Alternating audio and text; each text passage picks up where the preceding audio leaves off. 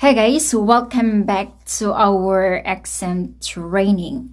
We already talked about the fluff T and the silent T sounds. What about the stop T? Okay, so how to make the stop T sound?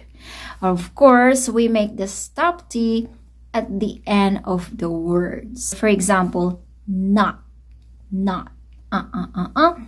and you're supporting your sounds coming from your throat. No. I don't release the sound like not. That is true T. It's totally different, right? So if you want to be sound like native speaker, why not? Why not? Can you come to my birthday party? Of course, why not? Another one is about. Okay, again, about. Here, you're not releasing the sounds through your lips, but here. About. What are you talking about? I don't know. What are you talking about? I don't know. What are you talking about? That is true T, okay? Another one is want. What do you want?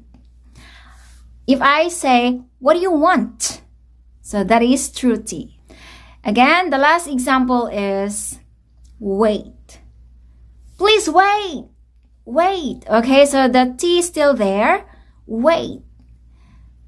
I don't release the T, right? If I say, please wait. Wait. All right, so some of my students, they add another sound at the end of the T. For example, not. They say, not to. No. We don't want to be sound like that. Or want to.